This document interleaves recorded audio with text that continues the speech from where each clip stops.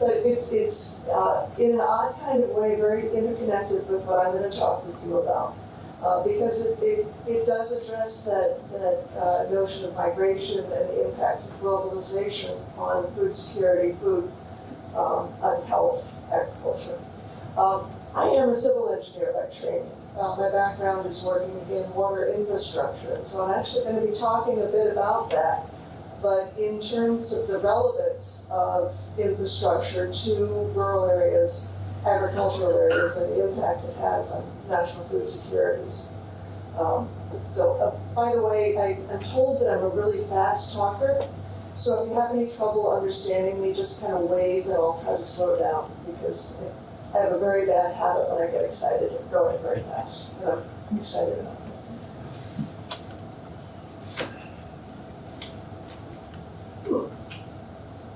There we go. Okay, so we're going to be talking about food security and making a case for a new discipline that my research group at the University of Illinois is working on, called contextual engineering, as a way to improve food security in rural areas around the world.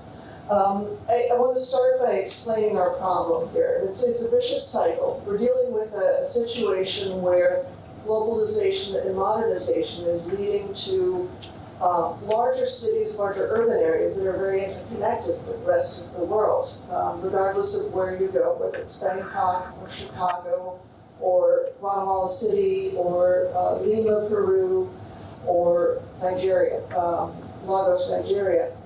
There's a similarity in the cities. It's interconnected informationally. Technology is pretty similar. People are they dress in modern fashions. They watch current television. They have a kind of a global identity in urban areas. What we find is that that modernization doesn't happen in rural areas where there's an identity that's very place-based. Oftentimes it's indigenous. It's something that's rooted in centuries of culture and history. Sometimes it's just very much a result of the location. But rural areas are somewhat insulated from the global impact with information technology and interconnectedness. And so they tend to hold tradition and knowledge that isn't spread through the world. There is at the same time a consumer-driven desire to develop the world. And this started in the 1940s with the notion of Bretton Woods and encouraging undeveloped countries. And whenever I say developed, undeveloped, or developing, picture air quotes, because I really hate that term. And in my own teaching, I don't allow my students to use that. But I'm going to use it here just to kind of explain things quickly. In the underdeveloped countries, there's a global drive to enhance their economies so that they can become good global consumers. How is this addressed? Well, in rural populations, a lot of times that global commodity can't really reach these rural areas, and so they're discarded. It starts at efforts that are made by organizations to provide support. They want to reach as many people as possible for their money, and so they work in urban areas. So you see a lot of infrastructure developed to modern standards in cities, and yet in rural areas you still find things like we were just hearing about, with sanitation, with food preparation, with agriculture, and even with safe drinking water. So these areas are becoming kind of second tier. Now, research is showing that a lot of people in these rural areas, as a result, migrate to cities where they can achieve these modern infrastructures, where they can have electricity in their homes, where they can have roads that they can drive on, where they can have public transportation. So what ends up happening, I'm going to push the right button here, is rural populations are moving more and more to cities. Meanwhile, they're taking with them that indigenous identity that gets lost in the larger population. And so this place-based knowledge, this rural knowledge, and we'll talk a little bit more about that, but it can be agricultural knowledge, it can be societal, social knowledge, it can be cultural knowledge. It's getting lost. What does that mean? As more people leave the rural areas, agricultural production is declining, and we're seeing that there's more and more of a global reliance on the food-producing countries. Place-based knowledge is lost, rural self is demeaned, there's conformity with an industrialized world identity, and it starts the cycle all over again. So that's our problem. Now, there's an additional problem that it's not talked about a lot in academics, but that's that rurality is equated to rusticity. That people living in rural areas are considered not to have as much sophistication, as much knowledge, as much to contribute to the world. And it's kind of interesting when you read some of the sociological literature about this. What we find is academics don't even address this because they themselves are rooted in an intellectual urbanity. And so they tend to ignore the contributions of the rural culture. Meanwhile, industrialized world organizations focus, as I mentioned, on optimizing their reach. If I'm a World Bank and I have $2 million for a project, I'm not going to spend that $2 million to reach 5 small communities with water supply in a rural agricultural area. I'm going to put that $2 million into one city where I can immediately reach 2 million people. Urban migration being influenced by that lack of physical infrastructure leads to this notion of glamorizing modernity and kind of dismissing rusticity. So we've got a combination of all these global forces kind of discouraging agriculture, combined with an attitude that it really doesn't matter. And what happens, oops, I'm hitting that wrong button, I'm sorry. What happens is rural society is getting smaller and smaller. It's not entirely true. It's not getting smaller. It's just that the urban areas are getting so much bigger as the population grows that they're becoming a smaller percentage. This is some data from United Nations Department of Economic and Social Science, Social Affairs. And you can see that world population, rural populations level and go down over the next 20, 30 years. But the urban populations skyrocket. And this is a phenomenon that's just started in the last 10, 15 years, where urban populations outpace rural populations throughout the world. Now, if you look at the low-income countries, you see that rural populations are still growing, but not at the same pace. And so the percentage of people who are staying in the rural areas and producing commodity food, agriculture, is shrinking compared to the population. Before I'm done, I'm going to hit the right button here, go forward, and convince you this. So, enter the hobbyist engineers, and this is where I got started in engineering internationally, is as a hobbyist engineer. These are the engineers who step in to do small projects that the large organizations won't. So when I was a practicing consultant in the drinking water area, the organizations that I worked with would typically go to communities in Central America, Sub-Saharan Africa, with maybe, I don't know, 200, 300 families. These wouldn't be large areas. These would be things that are very manageable for hobbyists. And yet at the same time, most of the people who do this do it without a lot of experience of the world or understanding of people who are from places other than their own. And so they tend to think that they have the superior knowledge. And this is something we all fall prey to, thinking, well, we're well educated, we come from industrialized countries, therefore we know the right way to do things. What it does is it results in an infrastructure for a lot of these agricultural areas that completely ignores the client. And when I say the client, I'm referring to the community that receives it. Completely ignores the client's values, beliefs, knowledge, expertise.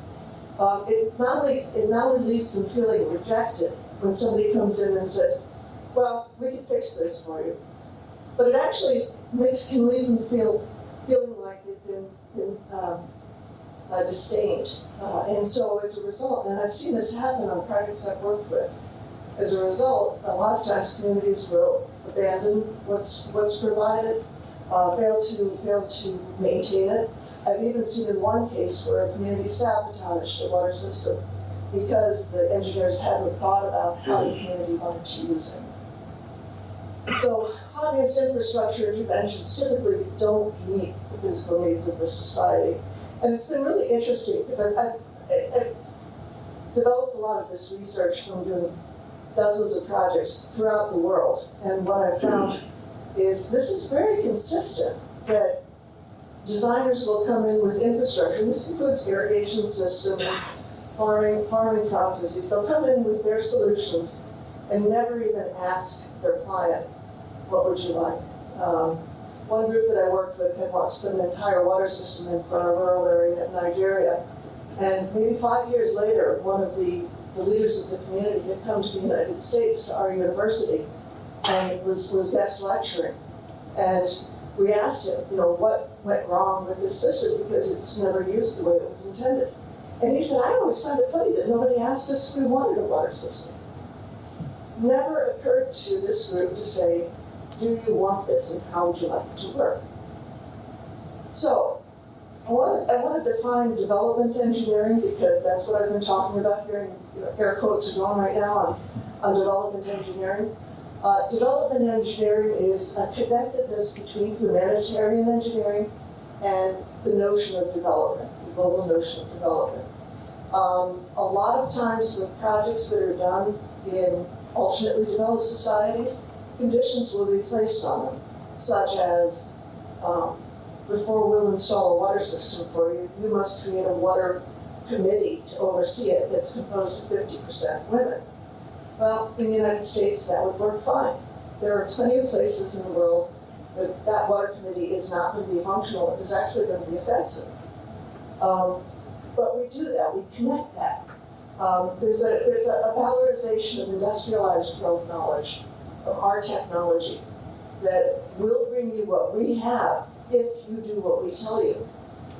It tends to ignore the impact of things like values and beliefs. And I'll give you a quick example. I had worked with a community in Senegal several years ago, a Muslim community, where the engineer had seen that the women of the community were walking long distances to get their water supply. So he thought it would be a good idea to have the water more accessible to them. Dug a borehole right in the town, put in a rope pump to draw the water out from the ground, and thought he had done something wonderful. Well, what he didn't understand was, in this Muslim community, most of the women marry their husbands very young, and normally are one of 2 or 3 or 4 wives. And so during the day, they stay in their compounds with their co-wives, and the only time they can leave that compound is to go get water. The women broke that well. They broke the pump because they had lost their social time. And it had never been considered by the engineer designing this. It had never occurred to him that there was a value to taking that walk for water each day for the people who had to get the water. So there was a complete disregard for the conditions and the beliefs of that society. In development engineering, we tend to set our own standard for a community. It also minimizes confidence in ultimately developed technology. I've talked with some of my colleagues at the university in civil engineering who tell me that they don't want to do appropriate technology for another society because they know too much to build a water system out of twigs and mud. And I'm going, I don't know there are a lot of places in the world that try to build water systems out of twigs and mud. But I know there are a lot of places in the world that do things that we don't. Things that don't even occur to you unless you're looking at them. I'm going to use an example from this morning because when I went to get a piece of bacon downstairs at breakfast, I noticed that the restaurant here lays its bacon out on pieces of toast to catch the fat. I thought that was brilliant. I was like, why didn't I ever think of that? It's not that it's a better technology or a better approach. It's just different, and it opens our eyes to different ways that we can do things as well. Development engineering doesn't really allow you to do that. So I want to show you just a couple examples from development engineering, what I'm referring to. This is from, I had done an ethnography, and it's sounding like I'm dipping my toe into social sciences now. I guess I am. But I had done an ethnography of practices by these hobbyist engineers, by development engineers. And this comes from 2014 when I was traveling with a group. It was a charitable organization. They were surveying land in Honduras to install a water system there. This was an agricultural area. They brought along a registered land surveyor, a professional land surveyor, who had the greatest confidence in his global positioning system equipment. So he brought his base station for GPS, I get the right one, this one, and he brought his receiver here, and he's setting up equipment all over the village. And I told him before we traveled not to expect any good results out of this equipment, because one, we're high in the mountains in Honduras, and the way the satellites are deployed in orbit, you can't get good resolution from GPS in this part of the world, or at least you couldn't in 2014. And two, you're working in forests. You're working in very thick forests. So even if you couldn't get that triangulation from the satellites, you couldn't get a beam to them because the trees were in the way. Well, he was very insistent that he could make this modern technology work, because this was state of the art at the time. And I don't know if you can see his face, but this is the technician from the community who was working with us. And the expression that's on his face there is the expression he had the entire time, which was like, you look at the guy the entire time like that. And I did too. Well, it turns out he spent 3 days with this equipment, working as hard as he could, and he was able to get a total of 3 points along the entire water system.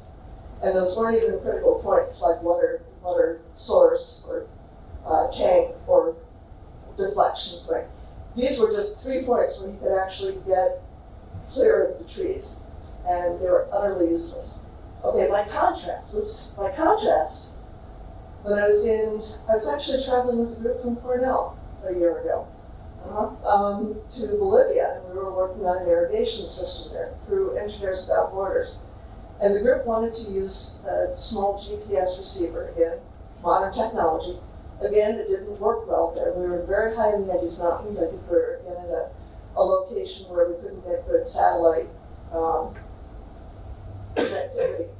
So the people from the village that we were working with, this Andean village, taught us a couple of ways to survey land that I thought was absolutely brilliant. It's even better than toast to store bacon. What they did was they built a teepee out of wood with a crossbar, and then they hung a plumb line. And you could take this and walk it along the path and measure how the plumb line changes along that crossbar. And you could get a really accurate reading of how much the ground went up and down. It's really neat. This was actually used by the Inca when they built things like Machu Picchu. This was how they surveyed with it. Well, the students thought that was cool, but it was a little time consuming. And so a gentleman from the village showed them an even better way, which was this one over here. It's a clear hose filled with water and staked at 2 points along the pathway. And you just measure from the water level to the ground. And as you go along, you just keep measuring from the water level to the ground to get an absolutely perfect topographical measurement as a result. This is not industrialized world technology. This is something different.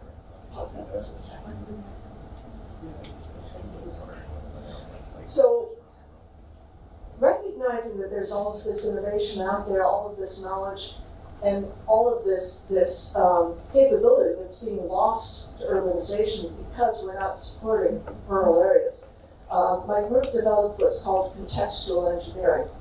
And this is a new approach to engineering, and it involves starting by looking at, okay, there we go. So, recognizing that a community's need and conditions is more important than the designer's knowledge. This is actually kind of hard to tell civil engineers particularly, because we're hard-headed and think that we're the greatest things on earth, not gonna lie. But recognizing that what we want to do for a community, or we think will work for a community, is not always the best thing or even what the community wants. So it starts by recognizing community need. It then moves into adapting your own conditions, your own understanding of technology to the conditions of the community, to the client's needs, to the client's knowledge. And I want to stress here, there's an equal sign there. So that adaptation means that knowing your client's conditions is equal to your own technical knowledge. Not more important, not less important, but it's parallel. So some people have suggested that with contextual engineering, I'm taking a low-tech approach, and I'm not.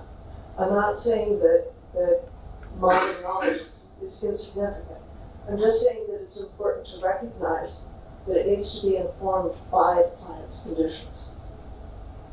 The next one is a little bit odd. It's that the designer has to think about their own objectives and their own motivations for taking on a project. What I've found is oftentimes engineers will go into a project with a variety of needs, but they don't necessarily recognize what their own needs are, and so they can't compensate for them. I'll give you an example. I like to travel, okay? And it would be very easy for me to say, I want to go to Cameroon next month because I like Cameroon. But I also have to recognize that desire to travel may not be the most sensible thing to do right now because Cameroon's a little bit uncomfortable to be in, and I have to rein myself in as a result. If I don't recognize that I'm making a decision to do something because it's something that's good for me, I may not be able to compensate for that. And the same is true with design. Okay, so success in infrastructure has to involve both societal adaptation and technical expertise. And the last thing I have here is that it's as important to ask why you're doing something in contextual engineering as to ask yourself how to do it. I was talking about it yet. Okay, I'm going to skip through this. This is just an example of physical context. Recognizing you can't assume that because something worked in one place, it's going to work everywhere. There's no scalability or transferability of knowledge. For example, here, this is in the Dominican Republic. It's a goat farm high in the mountains. This is in Senegal, it's a peanut farm on the flat plains. Why would we ever think that an infrastructure solution in one of these communities could be input to the other community as well? I'm going to skip through this. Okay, so that knowledge that I was talking about with our client, I call it innovative self-sufficiency because there's something about rural living that makes you not dependent on products, right? You have to figure out how to make things work yourself, and that's a skill and a place-based talent that we tend to discard when we go to work somewhere else. It's not always good, and I'm pointing this out because this is the Dominican Republic. This was a water intake, and the community's solution for keeping it from clogging was to throw some plastic netting over it. That's not a great solution any more than this was. They had some PVC pipe lying on the ground that had degraded and cracked, and so they used bicycle inner tubes to seal it. It's not a sustainable solution. It is an innovative self-sufficiency. By contrast, this is where I see that melding of technology coming together. I took this in Guatemala just this summer. I was working with a community. A maize farmer was really struggling because of weather pattern changes. And so he started planting sugarcane. He had learned from somebody else modern technology about how to process sugarcane more quickly through a press. But he was able to build it from tree logs. And this is actually a sugarcane press. This is the trough through which the juice is collected after the sugarcane is fed between these two logs. He built this himself. This is an innovative self-sufficiency informed by modern technology. I'm going to go through this now. So how do we do this?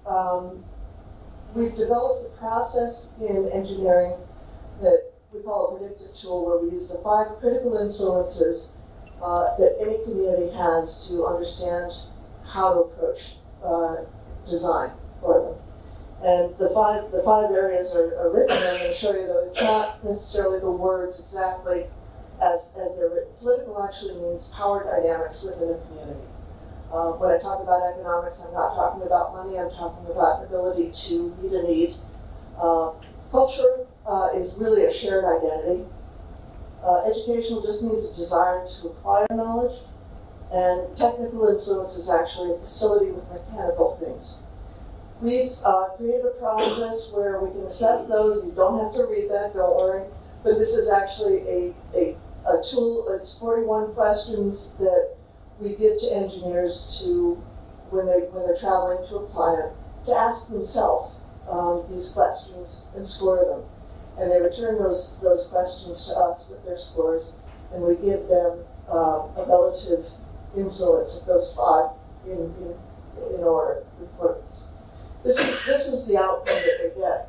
So for this particular community, where red is the highest number and green is the lowest, what we find is this is a community that's governed by educational influence or desire to gain knowledge, and technical or a facility with mechanical things. This community is not at all driven by their local identity. That's not important to them. Now, it seems like that, it's going to be the same for everybody, right? I just want to show you this real quick. This is for 30 different communities that we've run this tool with. And you can see that for every community, the relationships between these influences shift just a little bit. Each time they shift, that tells us that we may need to think about a different approach to address a community need. Still shifting, sorry. So what's interesting is some of these are communities that are right next door to each other in the same country. And yet the difference in relationship between the influences can be pretty dramatic. So with this predictive tool, we found that by allowing our designers to use it, the designers themselves build an understanding of their client, and they're better able to address their needs. And this also helps them with design we provide some technical guidelines. So, kind of in conclusion here, I just want to point out that what this sort of sums up is that there's a bit of a paradox here. The development engineering actually doesn't lead to development. And contextual engineering actually is more likely to help a community become more economically and socially developed because it's meeting a physical need rather than focusing on rules and guidelines from an industrialized perspective. So to wrap up, why is this all important? Well, rural populations provide food security to countries. And as global drivers force rural populations to move to urban areas, those countries are losing their ability to feed themselves. One of the main ways to keep people in rural areas is, first of all, to respect rural society, and second, to address infrastructure needs in a way that meets their expectations. Contextual engineering allows us to do that. It helps to familiarize the hobbyist engineer or the organization with the society. And that's all I have. Thank you very much.